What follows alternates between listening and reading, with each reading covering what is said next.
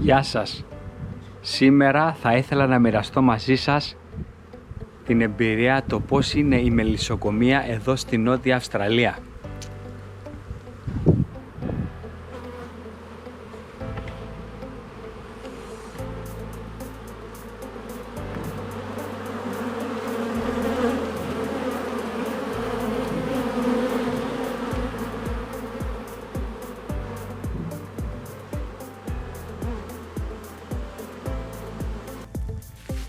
Τώρα θα λέτε, από ψάρεμα Αντώνη μας πήγε στη μελισσοκομεία, τι γίνεται εδώ? Τη λατρεύω τη μελισσοκομεία, η μέλισσα είναι πάρα πολύ σπουδαίο πράγμα. Με αποτέλεσμα θα ήθελα να το μοιραστώ μαζί σας.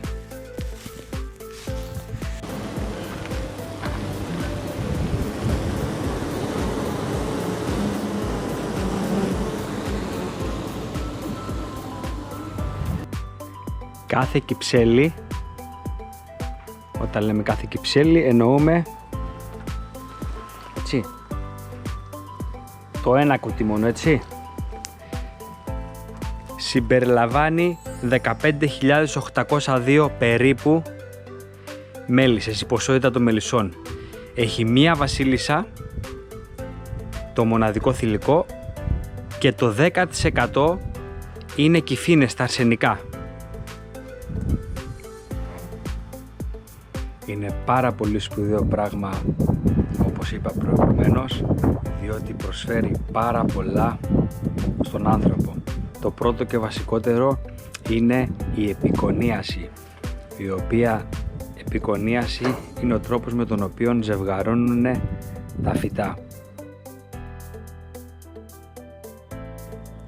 Θα πάει λοιπόν η μέλισσα μαζεύοντας γύρι από ανθό σε ανθό, με αποτέλεσμα θα γίνει το ζευγάρωμα.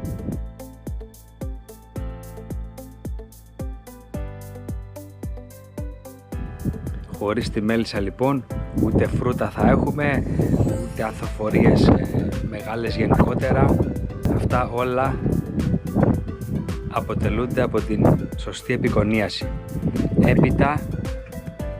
Έπειτα η μέλισσα μας δίνει το σπουδαίο φυσικά μέλι, το πάρα πολύ θρεπτικό που όλοι λατρεύουμε. Μας δίνει την γύρι, η οποία εκτός το ότι είναι πάρα πολύ θρεπτικά, έχει το εξής σπουδαίο. Είναι η άμεση αντιμετώπιση για τις αλλεργίες. Ειδικά κατά την ανοιξιάτικη περίοδο, όποιος έχει αλλεργία μπορεί να προμηθευτεί από το μελισσοκόμο της περιοχής της οποίας βρίσκεται γύρι και θα δει άμεσα αποτελέσματα όσο αφορά την αλλεργία.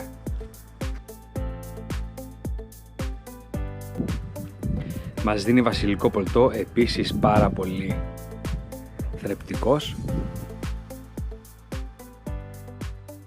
Μας δίνει την πρόπολη, την οποία χρησιμοποιείται πάρα πολύ στη φαρμακευτική. Το δηλητήριο, το οποίο και αυτό χρησιμοποιείται πάρα πολύ στη φαρμακευτική. Και το κερί.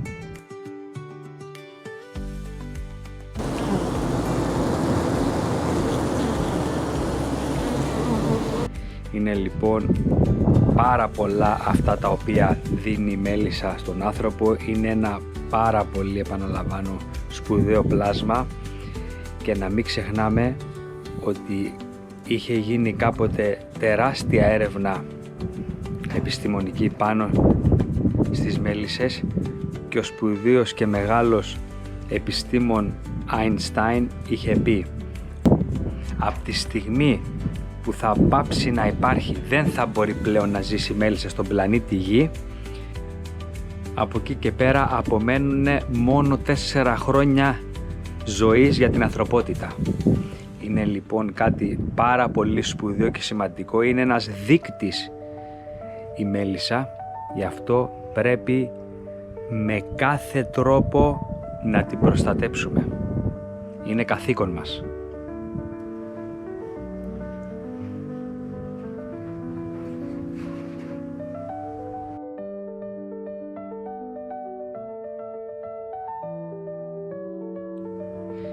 Υπάρχουν 3 ευρωπαϊκά είδη μελισσών, η Λιγκουίστια,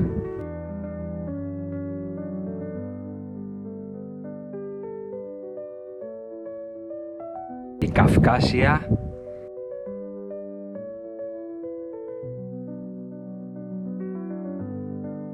Καρνίκα. Αυτές είναι οι 3 ράτσες τις οποίες έχουν μελισσοκόμοι εδώ στην Αυστραλία.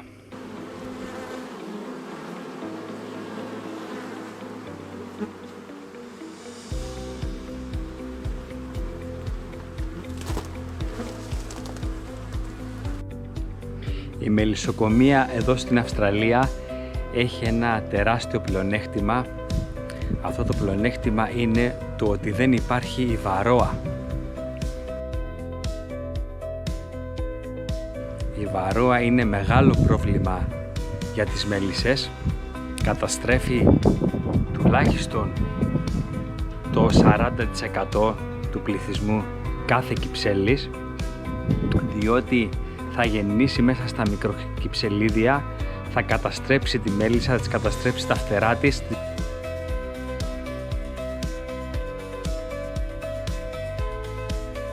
Εδώ βλέπουμε τη βαρόα πάνω στην προνύφη και τον κύκλο της στο μικροκυψελίδιο. Τεράστιο πρόβλημα. Έχω κάνει μελισσοκομεία στην Ευρώπη, συγκεκριμένα στην Ελλάδα, στο νησί Ρόδο, για 10 χρόνια και ασκώ τη μελισσοκομεία εδώ στην Αυστραλία, στην Νότια Αυστραλία, εδώ και 10 χρόνια και μπορώ να δω την τεράστια διαφορά την οποία έχει το να ασκείς τη μελισσοκομεία με τη βαρόα και χωρίς αυτήν. Είναι τεράστια λοιπόν η διαφορά όσο αφορά την απόδοση της μέλισσας. Εδώ μπορεί η μέλισσα να ζήσει φυσιολογικά στην φύση. Μπορούμε να τη βρούμε σε διάφορα σημεία, σε σπίτια, σε κουφάλες δέντρων, σε κουφάρια, σε διάφορα σημεία και ζει ανενόχλητη, διότι δεν υπάρχει βαρόα να της δημιουργήσει πρόβλημα σε σημείο που να μην μπορεί να επιβιώσει.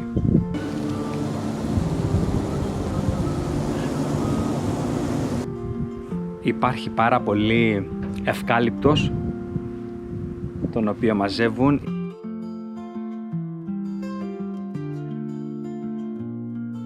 Υπάρχει λαψάνα, υπάρχει η κανόλα, δέντρο-λίβανο, με αποτέλεσμα το μέλι έχει μια πάρα πολύ καλή ποιότητα, μια πάρα πολύ ωραία μυρωδιά, μια πάρα πολύ ωραία γεύση.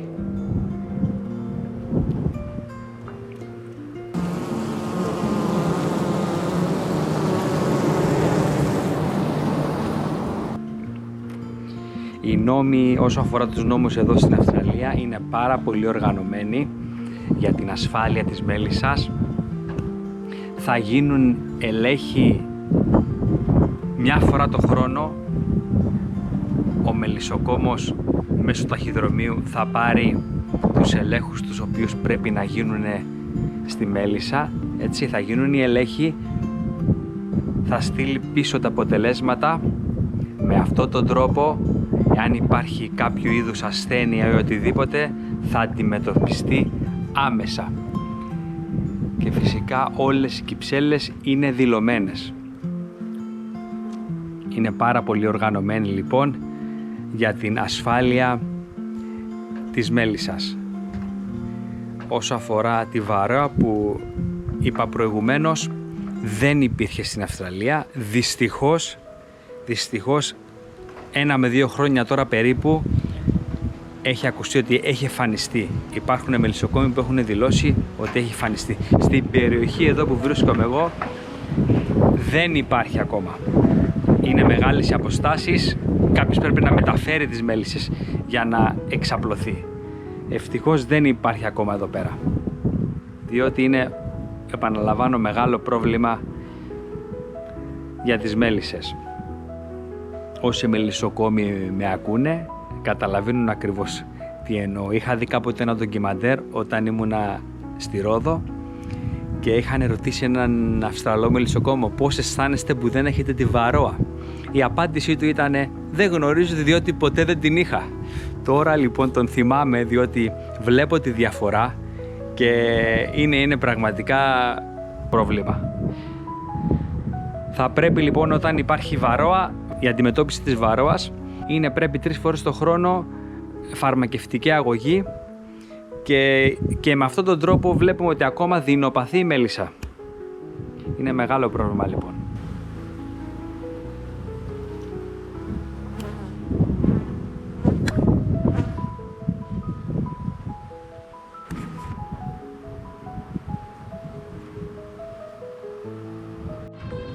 Σήμερα λοιπόν ήρθαμε να δούμε τι έχουν τα μελισσάκια μας για να τριγίσουμε. Πάμε να δούμε.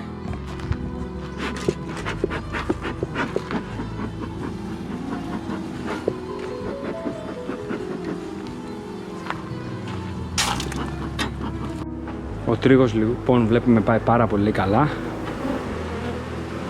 Μέση είναι σφραγισμένο τέλεια από μια μεριά στην άλλη. Ο τρίγος λοιπόν συνεχίζεται. Τα μελισσάκια έχουν κάνει πάρα πολύ ωραία δουλειά. Όλα τα πατώματα είναι γεμάτα.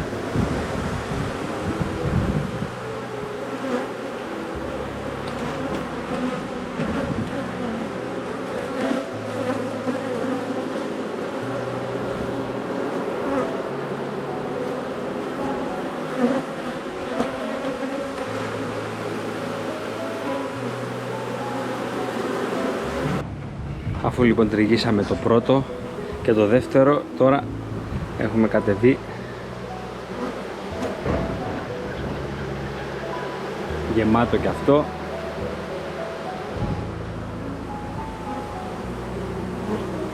Ήρθαμε λοιπόν στο εργαστήριο και θα ξεκινήσουμε να τριγίσουμε το μέλι. Εδώ βλέπουμε τα μελισσάκια κάνανε άψογη δουλειά. Από τη μια μεριά στην άλλη τέλεια σφραγισμένα, πλήρης.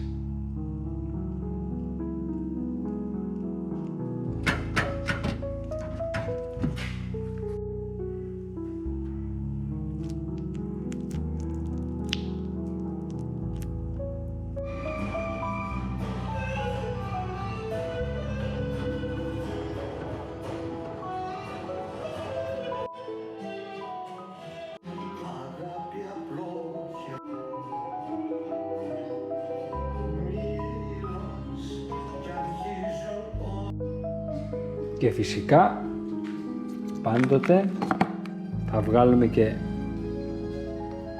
το μέλι στην κυρίθρα της.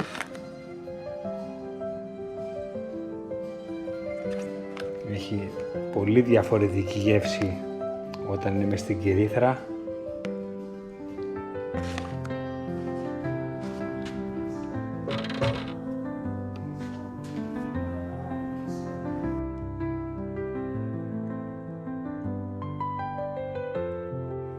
Αυτά λοιπόν για τη μελισσοκομεία της Νότιας Αυστραλίας.